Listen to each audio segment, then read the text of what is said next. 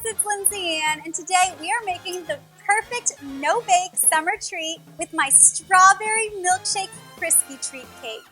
Summer is here and it is hot out, so I do not want to turn on the oven today. So today we're making a no-bake cake made out of rice cereal treats flavored with my secret ingredient to make it taste just like a strawberry milkshake. And we're topping it off with a strawberry milkshake frosting that just screams summer and some fresh strawberries on top. This cake is so much fun, and when you slice into it, the best part is everybody's reaction when they see that the inside is not an actual real cake, and it's really easy to put together. So first we're just going to line two 8-inch cake pans with some plastic wrap and hit it with a little non-stick cooking spray so that rice cereal treat comes out nice and easy. So this cake gets its strawberry milkshake flavor from my secret ingredient, strawberry milk powder. Now you can find this at the grocery store by the hot cocoa mixes, and I'll leave a link down below where you guys can get this online too if you need. So to make the crispy treat cake, we're just going to melt 2/3 cup of unsalted butter over low heat in a large saucepan.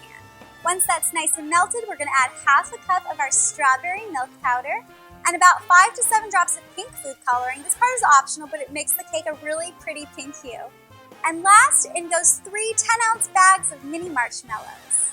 And we're just going to stir this over low heat for about 6 to 10 minutes until everything's nice and all melted together. And you're going to want to be tempted to turn up the heat to make it go a little faster, but I promise you, melt this stuff low and slow, and that's going to give you the most soft, ooey gooey crispy treat cakes ever. Once that's all nice and melted, we're just going to add in a 12-ounce box of crispy rice cereal. Now while our crispy treat is still nice and warm, we're just going to divide it between our 2 prepared cake pans. And then my little trick is go ahead and spray either a spatula or your hands with the non-stick spray so it doesn't stick when we try to pat the mixture down into the pans. We just want to make sure it gets down into every little nook and cranny to create that cake layer shape. Once the top is nice and level, we're just going to set these aside and let them cool and set for at least 30 minutes while we go prepare our strawberry milkshake frosting. So in our mixing bowl, we're just going to add 3/4 of a cup, which is 1.5 sticks of unsalted softened butter. And just beat that on medium-high speed for about 2 to 3 minutes until it's nice and smooth and creamy. Then on low speed, we're just going to add 2 teaspoons of vanilla extract and 1/8 teaspoon of salt. Next, we're going to beat in 3 cups or about 3/4 pound of sifted powdered or confectioner's sugar. And just beat that in on low speed a little bit at a time until it's all nice and combined. Then we're going to add in a few tablespoons of heavy whipping cream, 1 tablespoon at a time, until the frosting is nice and smooth and creamy. And then just go ahead and scrape down the bottom and the sides of the bowl to make sure everything's getting in there nice and combined. Then we're just going to increase the speed to medium-high and beat it for about 3 to 5 minutes until it's nice and smooth and light and fluffy.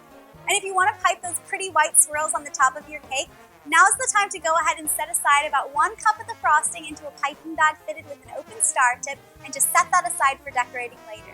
Now comes the good stuff. We're going to add 3/4 of a cup of our strawberry milk powder. You guys, I cannot tell you how much this makes the frosting taste like strawberry milkshake, just smothered all over this cake. And if you want, you can go ahead and add a few drops of the pink food coloring to the frosting too. And just beat this all together on medium speed, and at this point you might need to go ahead and add that last tablespoon of cream to really soften it up and get it nice and smooth and fluffy. Alright, our marshmallow crispy treat cakes should be all set and ready to go. So we're just going to take these right out of the pan, and you're going to place 1 layer right onto a serving dish.